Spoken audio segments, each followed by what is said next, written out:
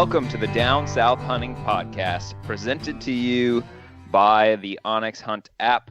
This is Mike Higman. I've got Adam Cruz with me, and this episode is going to be just Adam and I talking the season so far, what we've got coming up. I hope you guys don't mind. If you do, it's too late. You already downloaded this, and we're going to think you liked it because we got it down. So you should have read the title better if you did not want to listen to this episode. Hopefully you enjoy this. It's just going to be Adam and I catching up some. How you doing, man? Man, I'm doing good. Just having a hard time sleeping at night, with early November coming. Yeah, man. I tell you what, I am ridiculously busy right now. This is not going to be like the pinnacle of my hunting success this year, just because I got so much going on. But I do have some hunts coming up, and I'm excited to get out there in the woods again. And I've been in the woods. We haven't been able to talk about that really either. So I think we got a lot to talk about today. Yeah, I think we have quite a few subjects we can cover and kind of get into what's going on in our world and even some of the gear that we're using now that maybe we weren't anticipating using earlier in the season. So big good topics. Yeah. So I did want to hit on a couple things real quick about some of the stuff why I'm so busy. I have a huge volume of vacuum sealer bags coming over from China that I'm going to be selling on Amazon coming up in probably sometime in the next week. I know they're at the Amazon warehouse. They haven't been received yet. So hang tight if you have not bought your sealer bags this year. I did some special things with these bags. I think they're better than anything that's on the market right now. And I will be offering a discount code for our Down South listeners. So hang tight. I think they should be ready to go next week. I've got a few samples out there for people to look at, and I'm definitely gonna need some reviews when I do launch them. So I really could use your help with that. And another thing that's really exciting as far as business goes is Hunting Gear Deals was selected to be basically on a pitch show, and basically this next week I'm going to be doing a pitch with basically some guys that are e-commerce and Amazon experts. They all got podcasts. They're big in that niche. I'm not going to bring up all the names because probably a lot of y'all don't have any idea who they are. But when that is launched, I'm definitely bringing that up, and I'm definitely going to need some more help from Down Southers on that one. So, man, there's a $50,000 prize, so it's like a lot of pressure to get this right. There's 32 contestants to start out with, and I just found out like last week. So I'm pretty excited about it, nervous about it. We'll see how it goes. Man, congratulations. That sounds really cool, and sounds like that'd be good for your little side hustle business, one of the many side hustle businesses you have. And I want to ask you, so for the average Joe hunter out there, let's call it deer hunter in the Southeast, how many vacuum sealer bags does a man need to buy? Well, they come in packs of 2 rolls. So we could just you can start 2 rolls at a time. I mean, that's a good way to start. Yeah. It's like a $20 investment, and these are better than the Food Saver ones, better than the other ones on Amazon. So they're going to be right around $20. I haven't nailed down the final price yet because it kind of depends on what the competition is going to do and stuff. And I can tell you that I got hammered by some of these tariffs we got going on right now. And at like $20, I'm not going to be making any money yet. So we'll see how that goes long term. So get them while they're hot. That's all I got to say about that. Maybe you need to start pitching it to the Out West podcast guys. I think might sell a few more bags. You think they got more animals and more money than us? More meat. Yeah, that's a good point. Sure. So might be doing that. Might be making that part of my strategy. So I think that's enough about me talking about my own businesses and stuff. I don't want to take that too much. There's one other thing I think we need to talk about. I didn't bring this up ahead of time. Let's just go ahead and get this out of the way. We are like 3 months in, and neither one of us has brought up college football yet this season, and for very good reason. Yeah, I think so. So where are you at, like morale wise, as far as college football? Have you like completely checked out for the season? Are you still like watching every game? I checked out last February or January. So through our coaching carousel, I mean, honestly, man, I've never been through anything like this emotionally. Like, I have no control over what goes on at the University of Tennessee. Didn't even graduate there. I'm not even an alum. And I act like it's life and death, and I work for the stinking university. I'm so sick of it. I've been living my life this way for 35 years. I really believe that I was living this way as a baby, staying pins and needles, and the Vols are just killing me. So I've been on a fast since February. I didn't follow recruiting, not hardly. I had some buddies I kept up with, but man, honestly, like I think I've watched one complete game, maybe. Oh, wow, man. I'm like dedicated to the woods, man. I mean, crap on Tennessee football. How about you, dude? I think that's like some blasphemy. I know. I've already got some listeners, man. I told one of my buddies the other day, he's like, man, I'm just hanging in there. And I was like, whatever, dude. I don't even care. I don't even like the color orange anymore. I think that was blasphemy. Well, I can get on board with that. Yeah, I'm sure most of our friends out there in the Southeast can. Except for our Florida friends. Yeah. Oh, man. Oh, you guys just got walloped by Clemson. So what's the mood like in Tallahassee? You know what? It was, what game hurt the most was Virginia Tech. That was the first game because I still kind of had high hopes for the season. After that, we looked so bad. Really, the rest of the season has been like a lot of the same. We still got a chance to make a bowl, and we've been doing that for like 40 years in a row. So there's like a glimmer of hope, but it's not like I think it's going to happen either. So here's my question about UT for you. So I guess you're not really following. Is Jeremy Pruitt your guy, or is it like you're stuck with him for a couple years? What's the deal? Okay, I mean, I do watch some of it on record. I'm not just totally like throwing it out the window. I'm just not emotionally invested in the live game. That's what's killing me. So yeah, Jeremy Pruitt. I think he's doing a decent job of in-game coaching, and up until this point in the season, let's take away the South Carolina game, I'd gave him maybe like a B-. But after the South Carolina game, he's got a big fat D. He's still ahead of where Butch Jones and Derek Dooley were at this point. So, let's see what he can do on the recruiting trail. Give him a couple of years to see how he can develop talent. I can give you a better answer. But, man, the in-the-game coaching and strategy was good up until South Carolina, and he just freaking blew it. So how about Taggart, man? Is he your guy, or is he going to go first of those all, other Florida schools? We got Taggart for like another couple years regardless. So here's my feeling on it. I like him as a coach.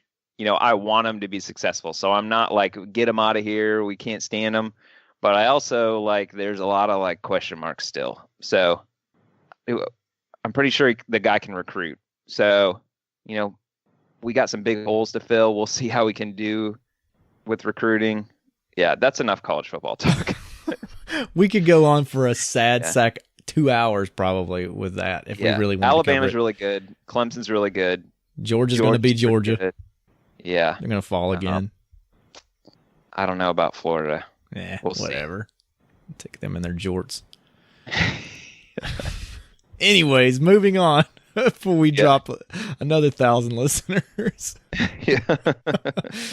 Man, I really want to talk about one thing. It's been really weighing on me is for you and I to get together and talk about our experience out of the saddle. We've had a few offline discussions, not getting too deep because we didn't want to waste this moment. So let's talk about the saddle and the comfortability, all the different aspects of it. I'm going to go ahead and get your high level view thoughts first. Yeah, we've actually got a lot of questions on social media as well, like what our general thoughts are. So I've done, I think, a total of 4 hunts in mine so far. So not a huge amount. And I just got it like right before my first hunt. So there was like not a whole lot of practicing. It was kind of learn as I go. So I would say I started doing things better with each hunt. So I'm sure there's still a lot of things like left for me to learn and do better. But I will say the first thing is the saddle itself is extremely packable. As far as like just having the stand, I mean, doesn't compare at all to using a stand as far as being able to use a saddle. My problem is, so I've got sticks to use like with a hang-on stand, and those things are heavy. And I to get up to a good height, you still need like 4 or 5 of my sticks. I've got the shorter sticks. So So what sticks are you using? Just mine are leverage. So leverage sticks, they're not real popular, but they I was gonna say, is that a real brand? yes, I got them on eBay a while back, but they were new. Yeah. And actually, so I did before we did any of our podcasts, I went on the Nine Figure podcast and did a review of them. So they came with 4 sticks. They're like 20 inches, so they're the short ones. They got double sticks on each side that fold up. One of mine bent like within the first few times using it. I think even just hanging trail cameras with a stick. And so I notified the company. They sent me a whole brand new set. So I actually have 8 sticks now. Wow. So and the one that bent, I think I bent it back, and I haven't any really issues since then. Now I always stay hooked to the tree because to me that's a little shady that the stick bent, or the step bent on it. But the nice thing about that, it works real well as far as the top of the saddle. I put 2 sticks at the top, so basically that gives me 4 different steps that I can use. Basically, I can step around half the tree. The bad part is it's pretty heavy. So, and the way those sticks hook up is they come with they're not the ratchet strap. They're like the motorcycle strap where it's like the basically the clamp that you pull the webbing through. Yeah, does that make sense? It's like a cam buckle, maybe. It's like a button. We're being corrected again right now by a lot of people. You're being correct. What, by me? No, by listeners. Oh yes, of course. Yeah. Well, anyways, yeah, it's some kind of buckle. Well, hang tight. How much do all these sticks weigh together? I mean, first of all, I'm not carrying all 8. I hope not. Jeez. But I did carry up to 5. And they probably weigh, I think they weigh like 2.5 pounds a piece. Are you sure? I mean, that's pretty light. That's not that bad. Yeah, I'm just thinking not if sure. like this. I haven't weighed them. I'm just thinking if this is a cheapo leverage stick. I'm Googling now just so for everyone else. I'll find out. I think they maybe sold on a River's Edge for a while, so that might ring some bells with some people. You're right. 2.5 pounds per section. That probably isn't with the strap, but I don't think any weight measurements are with any stick. Well, here's the thing is that those buckles are pretty heavy. Okay. So here's what I need to do is I need to do a rope mod on my sticks, which I'm not against modding stuff. It's like a time factor and also like a safety factor. And I know to do the rope mod, you're like drilling a hole in there to put a Versa button and stuff on there. So, but I think I'm going to need to do it. And the key is I'm always tied to the tree. So even if something were to fail on me, it's not like I'm falling to the ground. So, that's one thing. So I'm carrying a button. So let's say they weigh 3 pounds. Let's say it's only half a pound, 3 pounds a piece, 5 sticks is like 15 pounds. You're getting close to climber weight right there. Yeah, my climber weighs more than that, but I have a what is the Army surplus, whatever those are called, the Molly system, which is super comfortable, and it so I get it like nice and snug. So the thing is, my climber is way more bulky, so like trying to go through like thick stuff and like even walking between 2 trees is a big difference between having a big climber on your back and just like a small backpack. So that's one thing I love about having the saddle is the mobility of it. And really, I don't have to carry 5 sticks. Let's say if I'm trying to like, scout a new area, or I don't know exactly where I'm going, or I'm going to walk a long ways. I could always climb less. I had a 8er for my bottom step, and I'm not sure where it is. So I need to build a new one. Just basically take some webbing and build a loop, and I'll get another couple feet out of that too. So there is some optimization to do. I want to get into the comfort, but let me get your thoughts first because I've been talking for a while. So give me your thoughts so far based on what I've been talking about. So as far as the climbing system, I'm very similar in what I'm doing. I have 4 Lone Wolf sticks, and that's what I started out using, but now I've trimmed that down to 3 Lone Wolf sticks and 2 single 8ers. I really believe by going slow, taking my time, that I'm definitely at 18 foot with 3 sticks. So for me, man, like that's trimmed down quite a bit of weight. It's definitely easier than carrying in a climber. Not bulky, none of that stuff. Plus, I've been before that last year, I was carrying the Lone Wolf sit and climb, or the Alpha hang on. So I had either one of those, and both of those are bulky and heavy. Either way, man, the climbing method is pretty much what I was doing last year. I do rope mod one of my sticks, and I know that's kind of weird. People are like, why would you do one? Well, I was rope modding all of my sticks, and last year my foot kicked up on the stick when I was coming out of the stand. I kind of slipped, and it knocked the stick sideways. So I ended up having to like do some acrobatics to get the stick back on the tree, and it just kind of scared the crap out of me. So I rope mod the first stick on the tree, and then the rest are buckles going up. So for me, I'm happy with my climbing system right now. Would I be willing to try like a wild edge step? Maybe, but probably not. I'm probably just going to hang with my Lone Wolf sticks, and I'll probably end up adding the 2-sided steps to my sticks after the season, because you can buy those on the aftermarket pretty easy and cheap now. So I'm super cheap, obviously. Yes. I don't think they're like they've patent infringed or anything, but that there's like an exact copy of the Wild Edge steps on Sportsman's Guide for like a third of the price. I know, I've been thinking about it. They're like $6. They're like $6 a piece instead of 20. I thought about getting one or two just to see like if I would like the concept overall.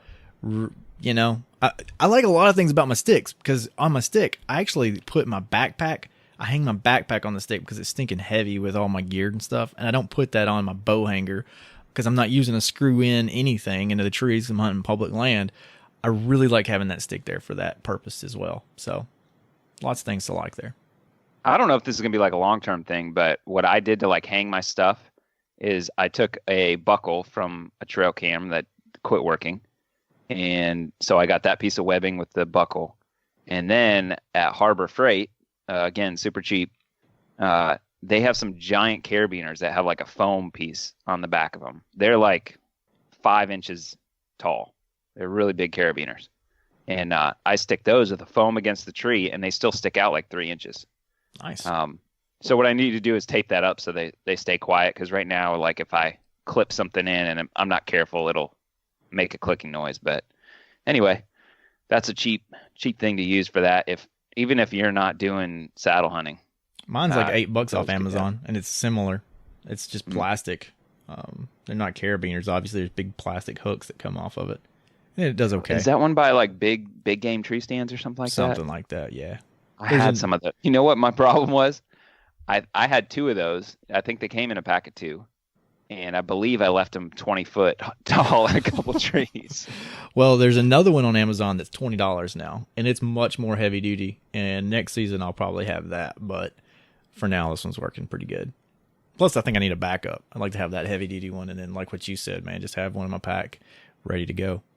All right, what are your feelings about like ability to like pick your spot using the saddle versus what you've been using before? No question about it. This is much better. It's not even close. I went from using a climber exclusively in the past to having like really a hard time finding trees. It wouldn't be a hard time to find a tree, but it might be 30 yards past where you really wanted to have a tree.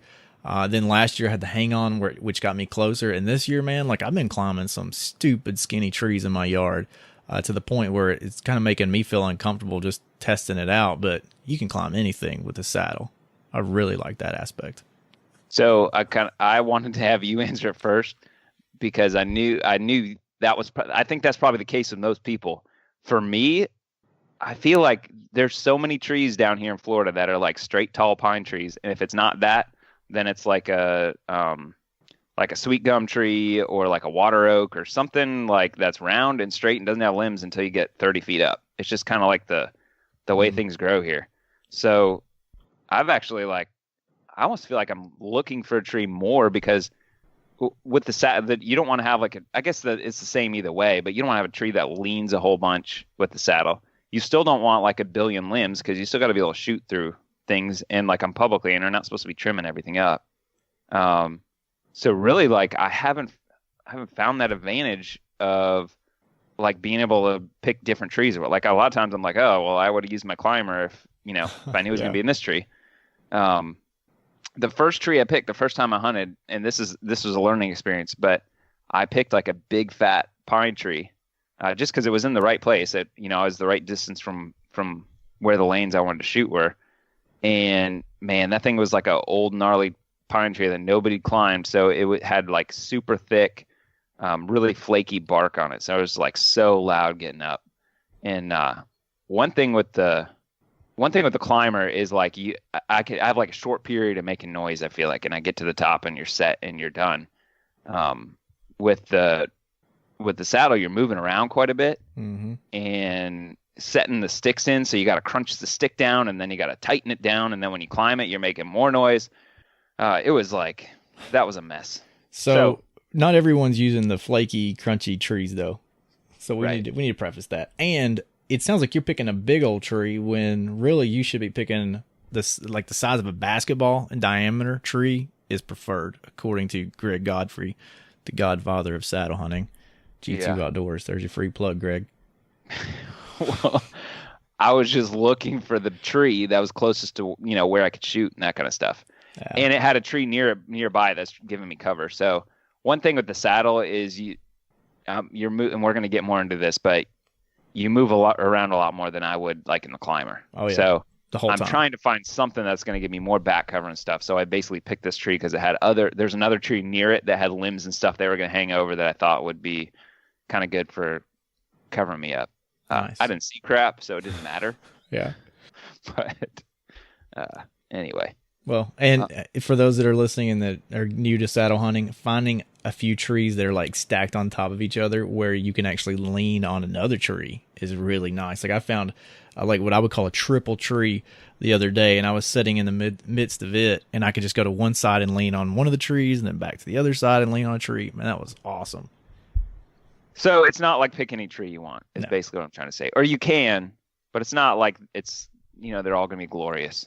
Well, to me, it's very improved. The options are. So, all right. So let's talk about the comfort. That's Okay. the last thing. We kind of hinted at that a couple times. You want to go first? So I'll say my very first experience. Well, let me back up. My practice sessions went super well with the saddle.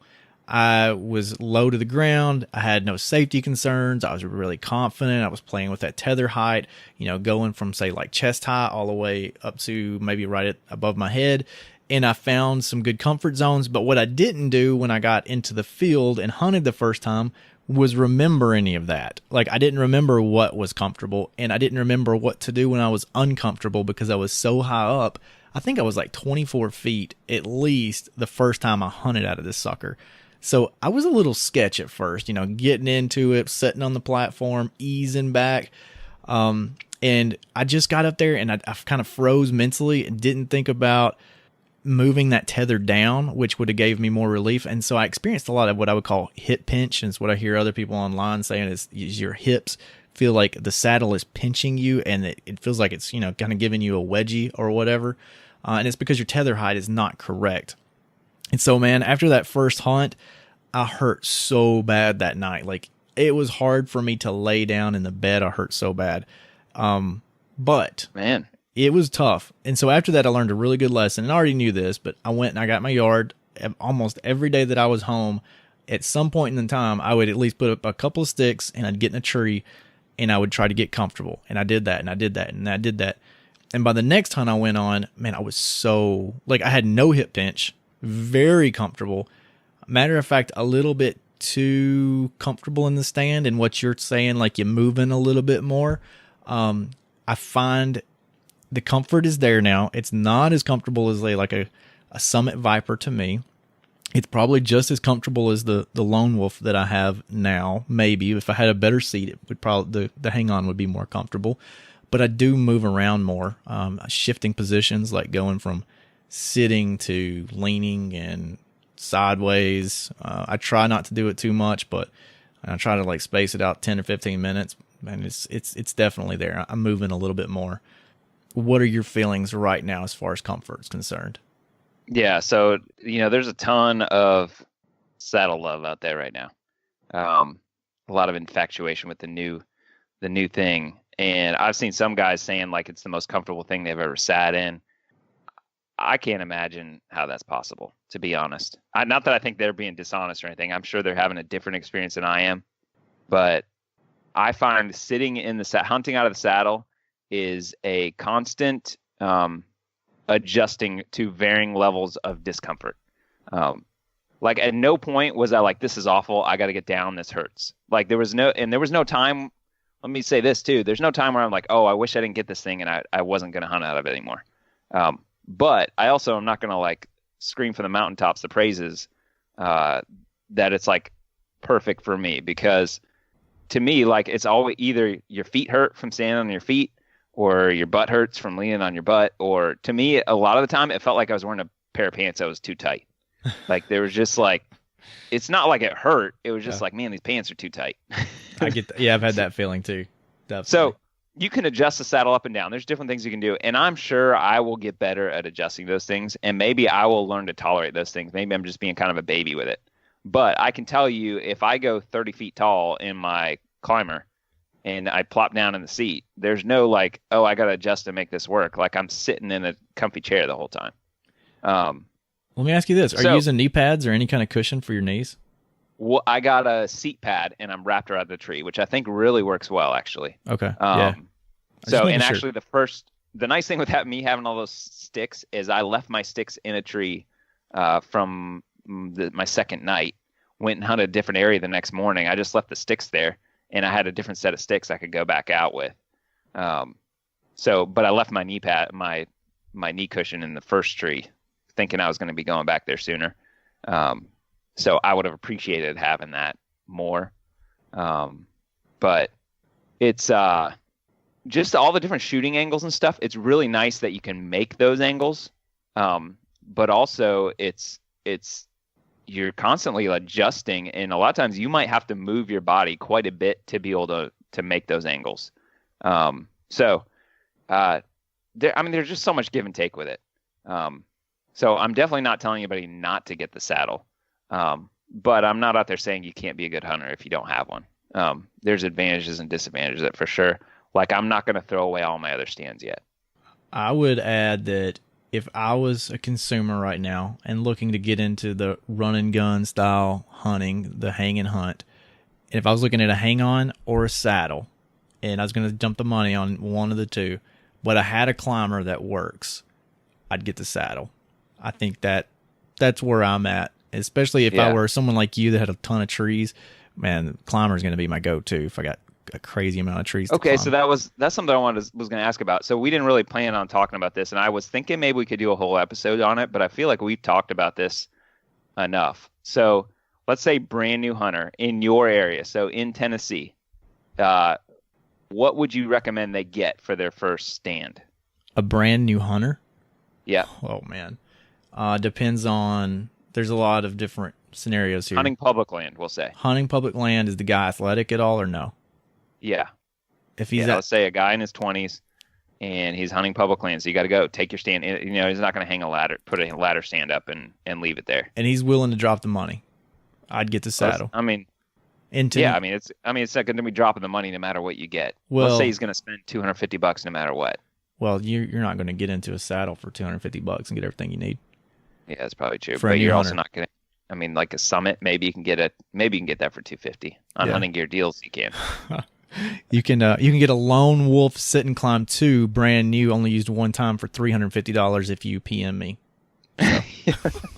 But no, for real. Like, and now if we're talking to a hunter that is new but maybe not in shape, like I'm going to tell that guy to get a climber all day long. I wouldn't even tell him to get a hang on. If he's not athletic, not in shape, get you a climber, get you a Summit maybe. Actually, I'd probably get a Lone Wolf. I don't like Summits.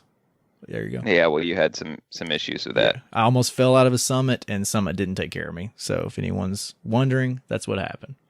There goes that sponsorship. And don't care. I don't care. I almost died, and they wouldn't do anything but give me a discount on a new one. So, and they admitted to their faulty equipment because it was like older than 5 years old. And they said, hey, yeah, over 5 years old, we knew that we had this type of little bracket. So where the cable slides in, you got the cable slides in, there's a little pin that swings and it connects it like holds your cable in. Well, that pin broke while I was in the tree, didn't realize it, and my cable came out and my stand went down. So I was just suspended in the air. From the top? Yep, from the top. Just sitting there on the bar. Not happy. Did you have them tied together? No, that was my fault. Yeah. But really, if you couldn't hook the bottom on anymore, I'm not sure how much it would help you. But still. Yeah. I mean, it would have been a real, maybe New hunters always tie a rope between your top and bottom. Yeah. Lone Wolf has a really cool system. Because at some point you will accidentally drop your bottom and you'll be hanging from the top. Yeah. As a kid, I dropped mine. I should have already realized this, you know? Yeah. So there we go. Sometimes, certain people takes a couple times to learn something. Well, you sound like my wife. We should move on. So go ahead. I think I still would recommend the climber for a lot of new starters. In my area, I'll say, just because there's such an abundance of trees you can climb. If I was in Wisconsin or somewhere in the Midwest or like say Texas, of course I wouldn't tell somebody in Texas to get a climber. There's probably hardly any trees you can climb there. It's a ground blind. Well, Texas is huge. That's probably a really general statement, but yeah. But I tell you what, the saddle, there would be something to starting with the saddle too, because for a while there, I was feeling like I wish I would have started with a hang on sticks because it's so versatile, and the saddle is one step up from that. So really, if that's the way you get started, then you're really not giving yourself any limitations. The problem is there's just like a lot more learning curve to that. A climber, if you can hook it to the tree and you put a safety strap on, you can go the high or the lower you want. So, and that is actually one thing I really like about the climber is a lot of times if I go in like, well, it's still not 100% light to an area, and I'm like, oh man, I wish I wasn't set up this high. Or if I go up another couple feet, I can get, by this branch, or I can see over here. Well, you just move. You don't have to get all the way down or change anything. It's pretty easy. That's one thing I really like about climbers. Mine, by the way, is a API. It's a Grand Slam. I think it weighs probably 22 pounds or something like that. It ain't light, but it's super comfortable. It's pretty typical. Yeah. So, how about safety? What on the saddle side? How safe did you feel? I got no issues with that at all. Actually, I did when I was in college. I did some rock climbing and stuff, which is you're basically hanging from a harness all the time. So, I mean, I don't think I ever really even thought twice about it, other than like double checking my carabiners and stuff because you're hanging from one rope. But really, you ought to be doing that anyway on your regular harness too. Yeah. So there was really like, I remember there's one situation where I had a limb to go around, and it just really was not conducive to staying strapped in. Like it was going to be way easier to reach around the tree. So I was unhooked for a few seconds, which I guess maybe is like somewhat of a risk if something were to fail at that exact moment. But I'm also, I don't know, 12, 15 feet up a tree and was paying attention and that kind of stuff. So for the most part, like I really was not worried about falling at all. So as far as like leaning back or any of that stuff, I didn't have any issue with it.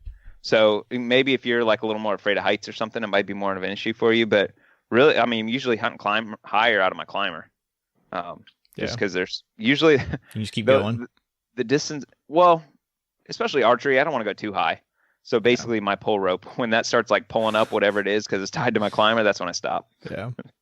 Well, I'll say this on the safety side. You were mentioning the limbs. What I'm doing is before I go up the tree, if I see a limb, I'm tying off my tether to my lineman's belt. That way it's my second one. So I hitch one and then unhitch the other one to go over the limb and then hitch it back up and take off the tether. I'm using it as a lineman's belt. So you basically have two lineman's belts. Exactly. It's already attached. I know before I go up. Yeah, that works pretty good because using it as a tether, I always call that a main line, which whatever could be completely wrong. I don't know. But that's really a pain to like hook that up just to go past a limb, and then you got to keep going or something like that. So yeah. I don't. One thing I found too is you can't pick whatever height you want to be with the saddle either. Like one, you got limbs and stuff, but the second thing is you got to be careful like where branches come out of the tree. It makes the tree odd shaped, and it's going to make you want to like swing one way or the other. Your tether won't want to stay at the same height because there's like a bottleneck or something there. So I guess the only reason I'm saying all this is I feel like hearing some people talk about it, I feel like it's a little misleading about like how free you are about doing whatever you want, being like whatever height you want, whatever tree you want. There's still limitations to it. Yeah. This but isn't a it's perfect probably system. the least limiting out of all the options, because that you're still gonna have the same problem with the hang on. You're not gonna like be able to hang at any height you want because you got other stuff to deal with, and climbers are definitely limited by limbs and stuff. So, Yeah. Well, I'll say this too. I'm in a kayak. Like next week when I go hunting, I'm going to be in a kayak a lot, and not having to throw a tree stand on that sucker helps me so much. I mean, it really takes me down to a new level of just comfort, you know, being happy to get out there. I'm interested to see what I'll follow up with myself, see what I'm hunting out of at the end of the season. Yeah. I mean, so far this year, I haven't hunted on my climber yet. I mean, all those hunts I did out of the saddle, like I still want to make sure I'm giving it. First of all, I know it's got some advantages. I'm not going to quit using it either. Like, it's definitely something I want in my arsenal.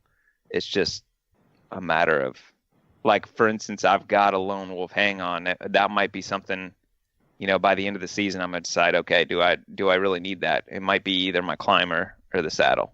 So. Well, I've already, you know, obviously gave away what I'm thinking. I mean, I've put my climber up for sale.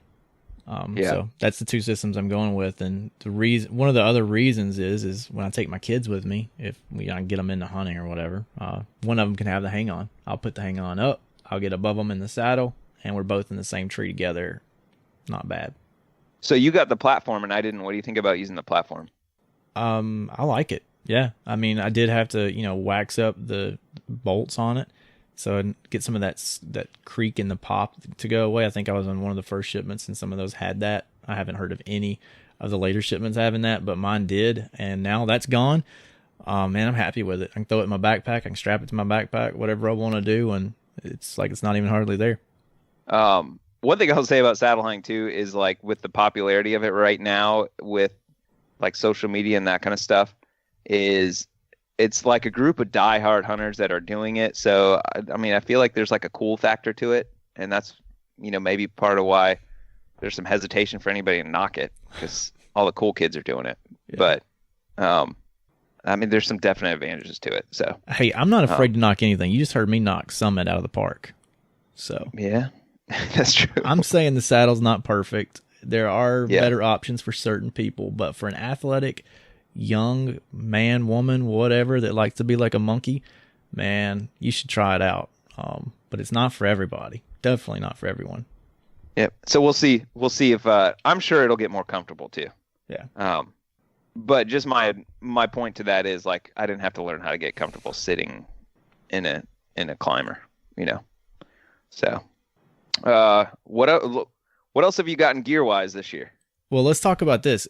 A few podcasts ago, we had Kyle Bennett on, and we talked about gear that we wanted to buy before the season and have in place before the season. So I want to ask you, did you buy any gear that you planned on, or did you buy some gear that you didn't expect, and how's that working out for you?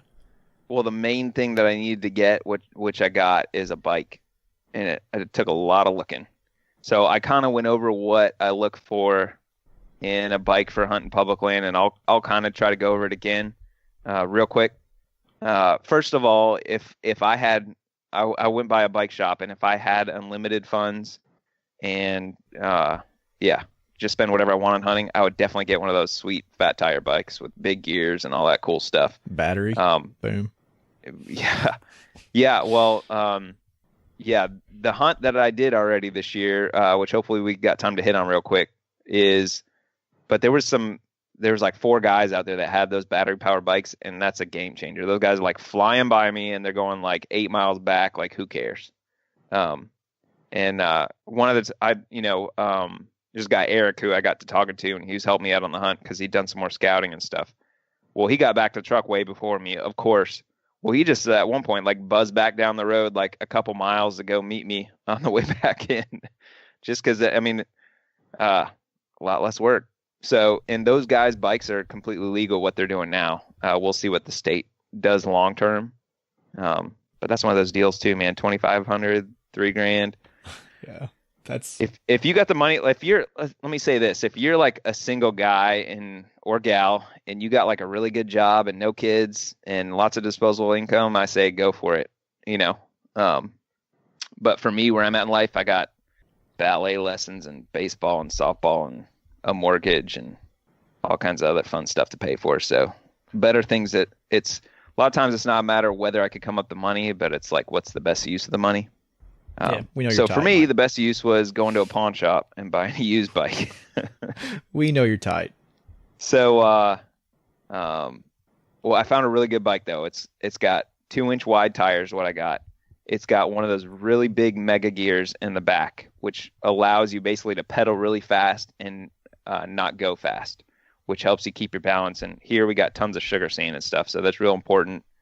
And that's good for going through mud and water as well. You want to make sure if you have suspension in the front, it's really stiff. You don't want any suspension in the back because you lose a lot of power when you're doing that kind of stuff. And not that like I need power because I'm going real fast or anything, but it's so much of the stuff is so thick, you just got to basically power through it and you're going real slow. But it's a lot more work to get off the bike and start all over. So I looked around quite a bit, a lot of pawn shops, looked at a lot of stuff. I hope my bike was not stolen. That's all I got to say about that. Yep. Let's hope not. But found a good one. It doesn't have a whole lot of rust or anything on it. I came pretty close to buying a bunch of pieces of crap, and I ended up getting a really good deal for looking around for it. So I would say if you hunt public land and you go, well, regardless of where you go, you need to have, if it's legal on your land, you need to get a bike because it opens up a ton of options for you. A lot of fire roads and that kind of stuff you can go down where if you're, yes, you can walk that 1.5 miles back, but you're cutting the time in like a quarter by taking a bike. So maybe sometimes less than that. So I highly recommend that unless you're like Adam and you're using a kayak or something, you got other methods to get deep further than the other guys. Then, anyway, that's my feeling on that. As far as other stuff, I just ordered a whole bunch of new Nomad stuff that I'm excited about getting. I haven't got yet. I know you've got some of it, so I really want to hear what you got to say about that. And I just got a new scope for my muzzleloader because I got 2 awesome hunts this year. I got my sandbar hunt coming up on the island, and then at the end of the season, I got a muzzleloader hunt for whitetail as late as February.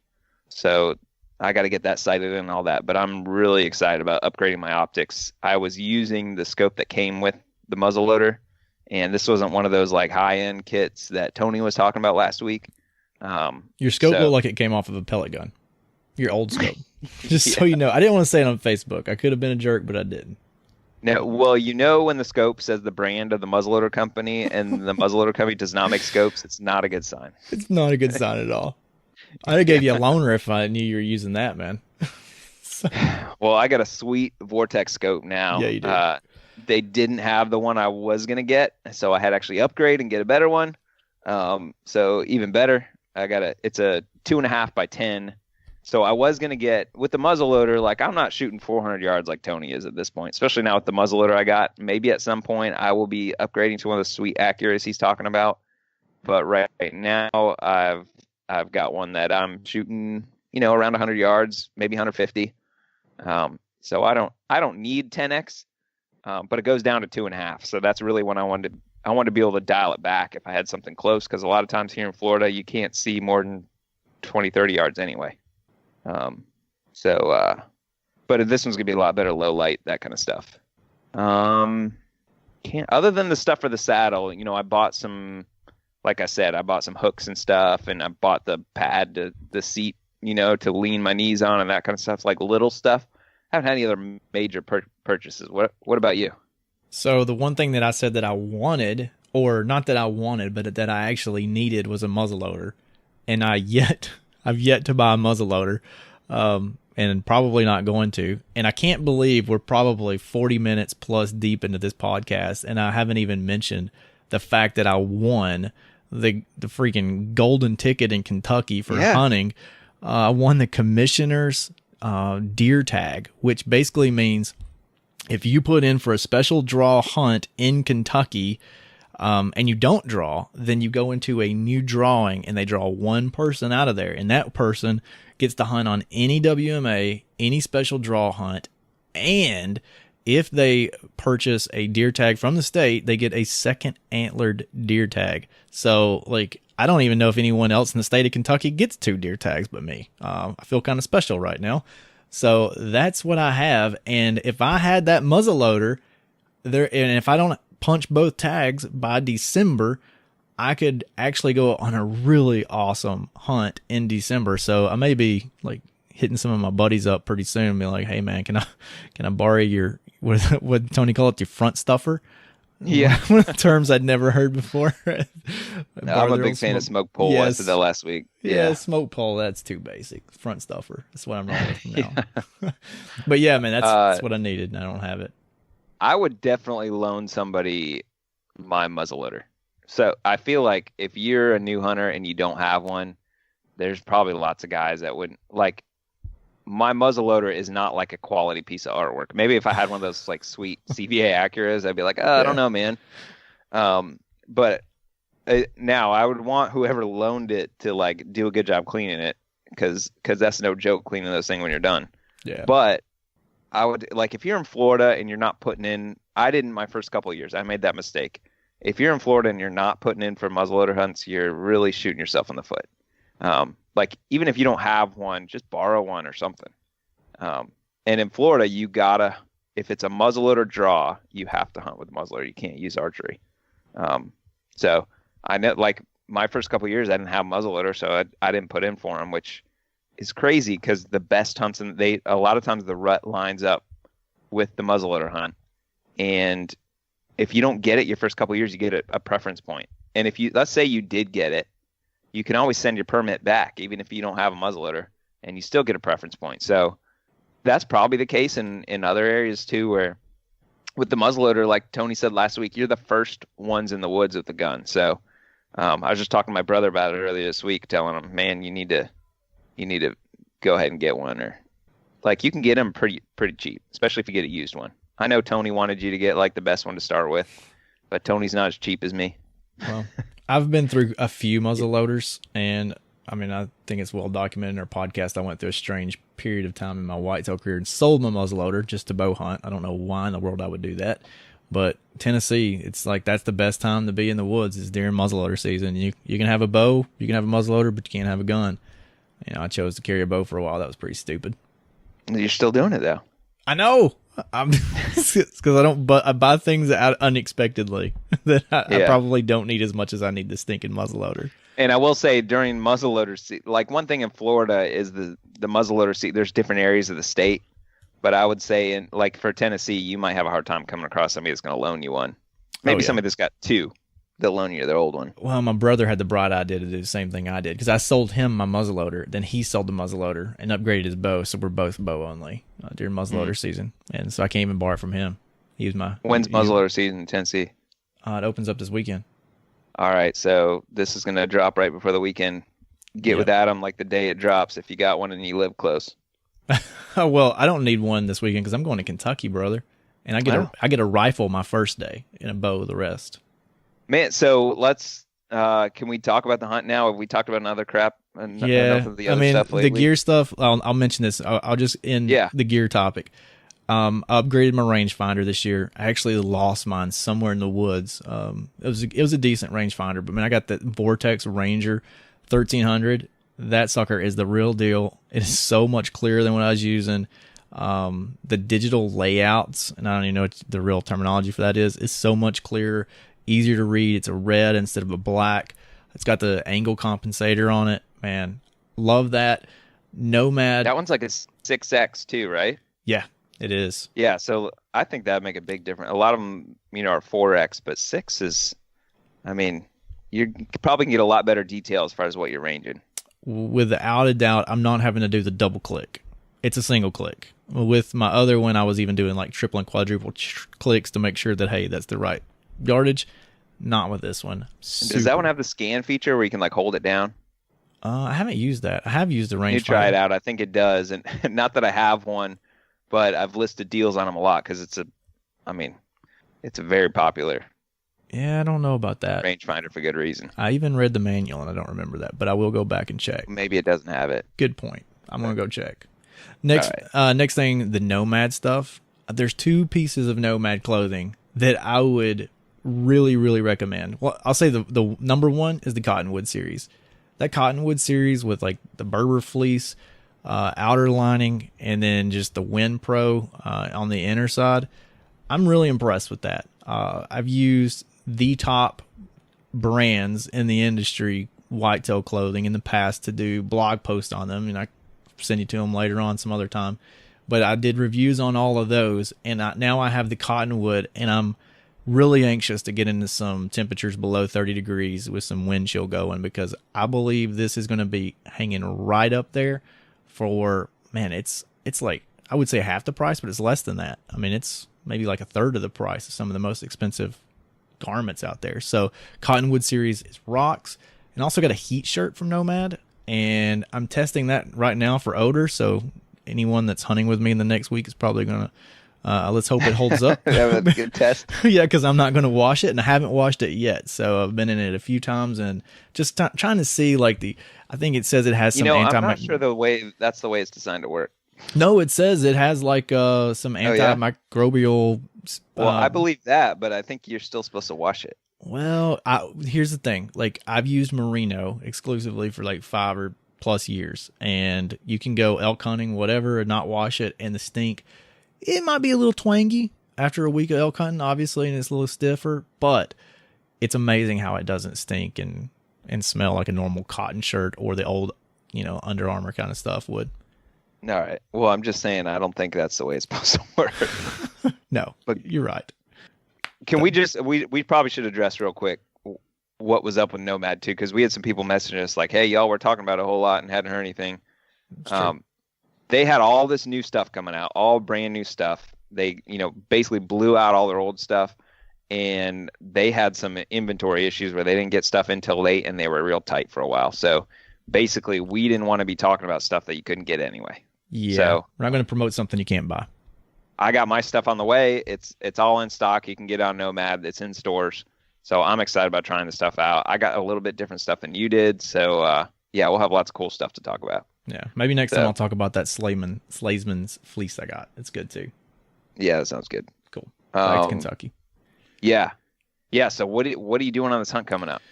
All right. So this weekend you asked me. You said, "Man, what are you doing?" You're asking me where I was going to go, and when I told you, you said, "Isn't that where you went earlier in the year?" And the answer to that is yes. So if you go and you look at special draw hunts in Kentucky, there are quite a few of them, but they all land on this coming weekend. If you ranked them, I'm hunting in what I would consider the top 3 of the WMA draw hunts. I only found out that I won this tag last week, so I didn't have time to start researching new WMAs or calling anyone else. It was like, do I just go with what I'm familiar with? That's a top 3. If nothing else, top 5 WMA in the state, or do I try something completely new? Already had a cabin rented that's really close to this WMA because I was going to hunt a WMA super close to that one. So I feel like I've made a good choice for this particular hunt. If when I go on this hunt and I kill, I can then tag this deer on that hunt, and then I can go and hunt another WMA as long as it's not a draw only WMA. So then I can go and hunt another antler deer on an open WMA, which there are a couple of them really close by. So that's what I'm doing this week. As far as where I'm hunting, I got a couple of buddies going with me. I will say this, I'll talk more about this after my hunt, but another reason I went to hunt the WMA I'm hunting is because I know people that have hunted it, and they have been super generous with the amount of intel that they have provided to me, because I have just a very high level view of the WMA itself. I've hunted it a couple of days in the evenings. It wasn't like, didn't get real deep in there. So I know a heck of a lot more than I would have known because of a couple of guys, and I'm going to give them a shout out next time after the hunt debrief. So, well, first of all, I think we learned we got our first legit negative email like last week. Spot burners. Apparently, we've been labeled spot burners, and word is getting out, and this might be the last episode of the podcast because people are finding out that we are going to burn spots. I I'm assuming this guy doesn't listen because I certainly want. I'm not going to give the guy's name away or anything like that, and I certainly want to badmouth him. But I don't mind talking about somebody anonymous. Hopefully he's not listening. If so, I hopefully we can make amends to this. But Big Cypress in the Everglades is not a spot. And saying how many miles back to me is not a spot either. So we had some disagreements about that. Apparently there's some people out there that believe because of what we said, poachers going to kill all the turkeys that are left in the Everglades. I hope that's not the case. But Adam, you can't be burning spots. I know, man. Well, hey guys, if you want to go and figure out where I'm hunting, it will probably take you 5+ years to draw this tag. So yeah, I'm going to be putting in for it too. I just got lucky. That's all. Just lucky. All right. So here's my question about this, because this is like something I was dealing with myself on this last hunt that I went on. Where is your comfort level in taking advice from other people? Because there have been like very generous listeners. I had a dude email me or send me a message on social media that said, "Hey, I just left Florida. I moved out of state, and I got the spot where I kill a deer every single year. I'll tell you exactly where it's at because I, want to help you out, want to help somebody out." Yeah. This is not an area hunt, so it didn't really end up being an issue anyway that I was going to know. But where's your comfort? Like, do you want these guys to tell you, like, here's the spot, just go here, and I've been scouting, I know there's huge, but like, where's your line for that? Because I don't think there's a right or wrong answer here. I'm just curious for you. Well, first of all, from my perspective, I would most likely never tell anyone my honey hole on any piece of public ground. So I take that into consideration from anything I've heard so far. But, even if you moved away? Yeah, even if I moved away. Yeah. I'm not that nice. But the second part of this is I've been really hardcore into scouting, the topo maps, aerial maps, and I had all of that laid out before I talked to anyone, and I'm taking for what they told me and lining it up to what I thought previously, and I'm going to match it up there. So that's the advice that I'm going to take, where I already thought, this area might be where I want to go, and if someone else says, hey, confirms that, then even if it wasn't like within 100 yards, hey man, I'm going to go check that area out.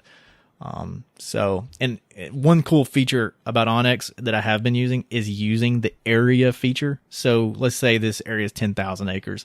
I've only mapped out 6 areas that I really want to dive into quickly, and when I get there, see if I can find fresh and hot sign instead of looking at this thing as a whole, 10,000 acres, narrowing it down to say 600 acres. That makes sense.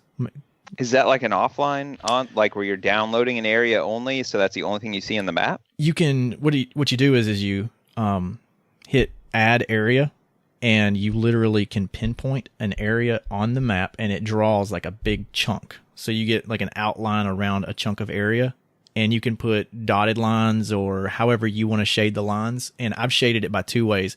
I've shaded water access only lines by blue, so that area is shaded in blue, and then walking is in yellow. So I know when I'm looking at my map, like if I wake up in the morning, I'm like, dang, the wind's wrong, I want to do water access, I look at the areas that are shaded blue to narrow down which area I want to hit that day. Cool. Yeah, pretty cool feature. Yeah.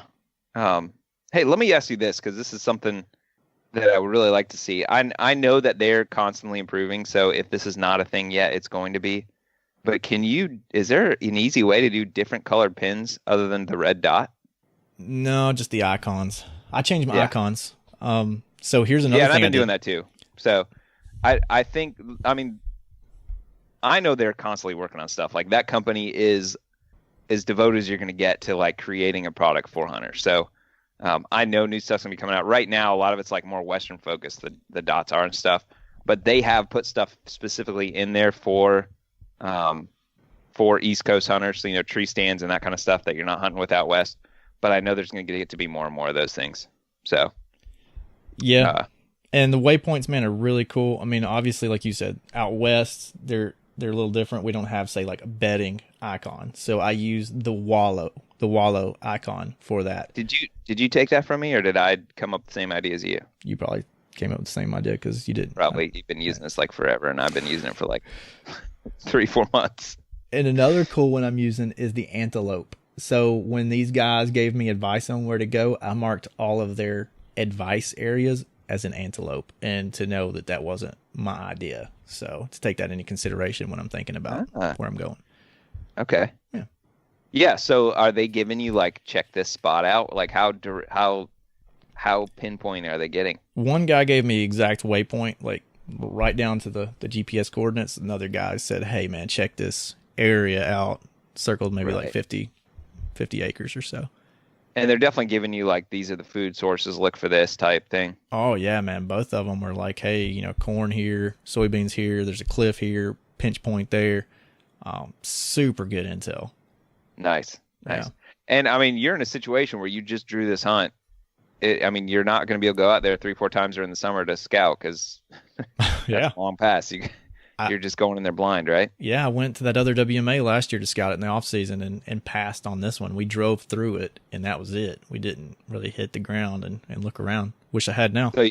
So you said you're going to be hunting out of your kayak coming up. Is that the plan? You're going to be doing water access? A little bit of both, but probably 50-50 when I first get there. Definitely kayaking for the first few days and see if it wears me out. Because some of the spots are going to be like 3.5 miles in. I mean, it's 7 miles of kayaking. Man. Yeah, be tired. Are you starting evening or morning? The first hunt will be in the evening. Okay. Around lunch. That's when I'll get there. And I'll so have a rifle that one. Yeah, what are the chances, like, if you have a good set and you see some deer, do you, on a hunt like that, do you try to leave your stand up and then just hit the same spot in the morning? No, I mean, yeah, man, if I get in there and I'm seeing a ton of deer and this is a hot spot, yeah, I'll leave it up. I'll leave my platform up because I'm not taking a stand. And this is like, I mean, beginning of November, right? So it should be full on rut, right? I would say, yeah. I mean, I talked to some game wardens last year and they said around November 10th, 11th is when they usually see the rut hit in that area. So maybe like cruising and that kind of stuff, but not necessarily like chasing does the whole time. Exactly. All right, man, that's exciting. Yeah, so yeah, I got a hunt next week too. It was supposed to be like 4 or 5 days. And so far, I've had 2 major things eat into it. One is this pitch thing I'm doing, which definitely worth it. That's eating a day off. And my wife is hosting a wedding shower for a family member, and over the weekend. So I got to get home to like help get ready for that. And man, our lives are crazy. Like, it's not just my life is crazy right now. My wife's life is crazy now. We're kids and so much stuff right now. So like, man, I got to do my job as a husband and like hold down the fort. So I'm going to get out for a few days and she's going to like pay for it. But I definitely am not going to stay for this whole hunt and leave her to get ready for this thing on her own. Cause that would not be cool from a husband standpoint. Do you have any other hunts planned this year? Yeah. Yeah. This area I'm going for a bow hunt, and it's I don't care sharing it. It's a good area. And what I like about it is it's a national wildlife refuge. It's St. Mark's up in the Panhandle. Spot burner. I know, man. Well, you know what's going to happen? If I do kill a monster, then I just gave away where I'm going. But that doesn't usually happen when I go hunting, so I'm not too worried about it. What I like about this hunt is most areas on Florida public land, you cannot kill does. But since it's a national wildlife refuge, even during the rifle season, you can take a doe. So to me, that like greatly increases my odds of putting something in the freezer. And with kind of the way the odds are stacked against me this year, like that seems like a real good opportunity. I'm going to be real happy if I shoot a doe. Now that's not all I'm after, but I definitely want some meat in my freezer at the end of the season. So first is an archery hunt, and then a few weeks later I've got a gun hunt there. So this will kind of serve as like a scouting session too. One thing I'm not sure about, so I've been there once before for the gun hunt a couple years ago, and I found an area with some really good oaks and found a bunch of scrapes and rubs. And it's right on a transition line. I think it seems like a good area. The hurricane just went through that area, and from what I've heard, a lot of the acorns got knocked out of all the trees. So I don't know how this is going to change things up. That's interesting. It might be just like food, like carpeting, carpeting the ground so the deer aren't going to have to move very far. It might be long enough where some of those are going to be rotten out. So they'll be out looking for food, but I'm not going to be able to hit those same trees because they're not going to be dropping acorns. So I don't know what I'm getting into. Which the last thing we wanted to talk about, we had some other things, but I think the last important subject we were going to talk about was goals. So I'm going to kind of lead myself into that question because it's tying right into that. One of my main goals this season was to improve on and be able to be successful going in blind, basically like scouting online a little bit, like having never set foot in an area. And I can tell you my first hunt was like a real rough go of that. Like I didn't feel like I had that place figured out for sure. I had never hunted the area before. I had scouted it quickly a couple times.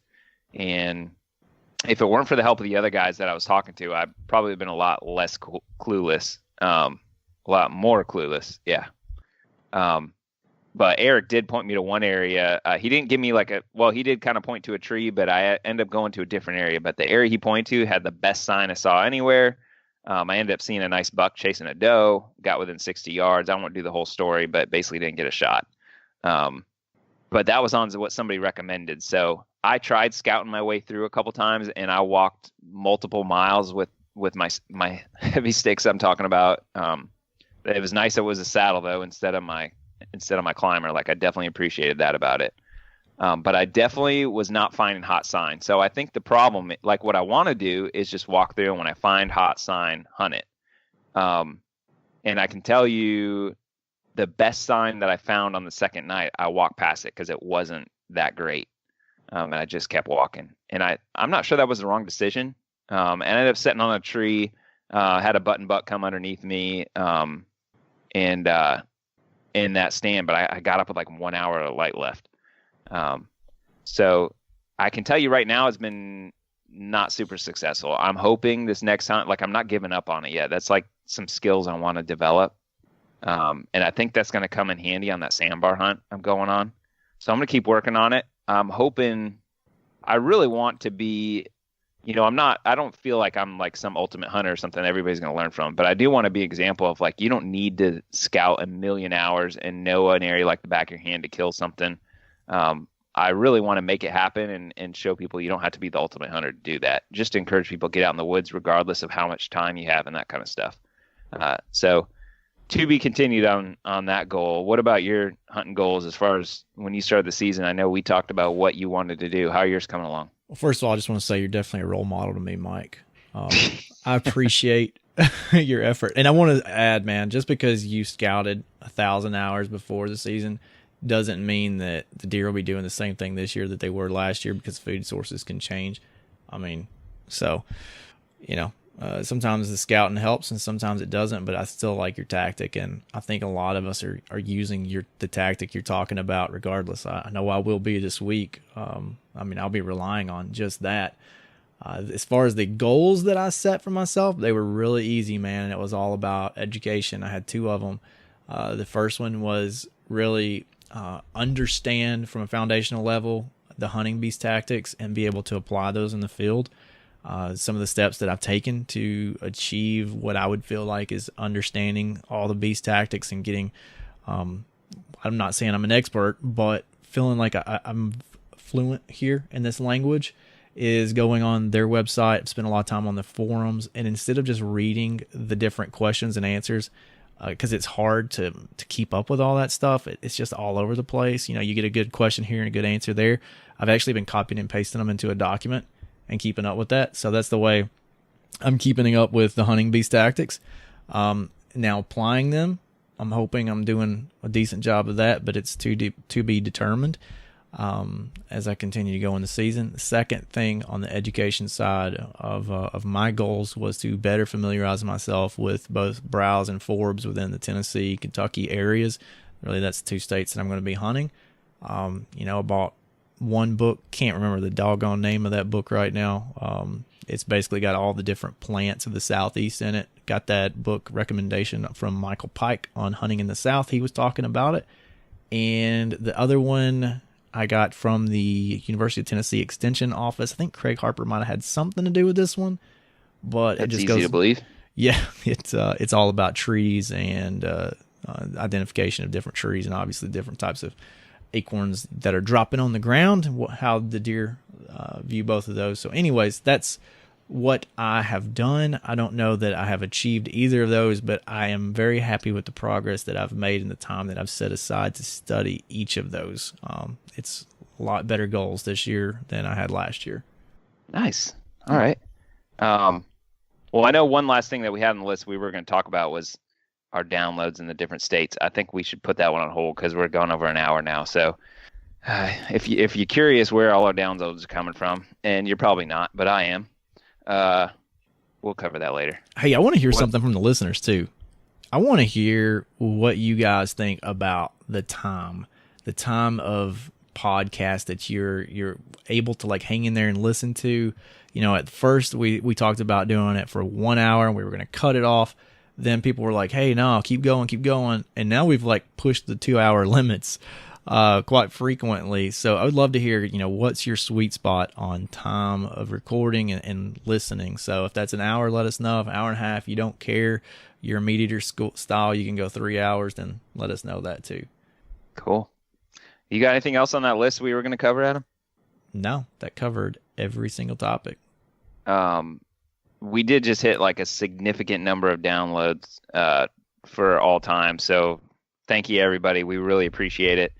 Yeah, our downloads have been going up quite a bit the last couple months during hunting season here. So I appreciate everybody that's been like kind of hanging back and not too interested and have gotten back into hunting mode and have chosen us to listen to. So I really appreciate that. We're going to do our best to keep things entertaining throughout the year. But if you're just into listening to this around hunting season and you pick us to listen to, then that I'm pretty happy about that. So yeah, we appreciate it. I appreciate all that. Appreciate the reviews. You know, I don't have it off the top of my head, and I really don't want to get into one of those things where we start reading people's reviews because I feel like it's just reading nice things about yourselves. And I don't think it's necessarily entertaining anybody else, but somebody recently, the review said, we don't care how they do it up north. That was a good one. Yeah. I do appreciate that. But I appreciate everybody that even didn't write anything. Just leaving a review is cool. And to all our Michiganders that still listen, we didn't go through the states, but we still get a lot of people from Michigan. I consider y'all Southern anyway. I've said that a few times. So, and Pennsylvania and all those other places, welcome to the show. We appreciate it. So, anyway, man, I'm ready to wrap it up. How are you? I got one more thing to add since you're talking about state numbers. You Tennesseans out there, guys, we may suck at football right now, but we don't have to suck at the number of downloads that we're getting. If you could tell your friends that hunt, because we are lagging in the Southeast. I think we're like number 5, and we're just barely squeaking out Michigan. So maybe I'm doing a bad job promoting the podcast. Yeah. Come on, tell your friends and family. All right. Yeah, maybe get your wife's friends to start downloading a little bit. Tell your moms to leave a review, you know? I was listening to it was the Element guys who we had on the podcast. They're doing a giveaway, and they're like, man, just get your grandma's account and log on and leave us a review with your grandma's account. We'll still give you credit for it. Same here. Anyway. We digress. All right, man.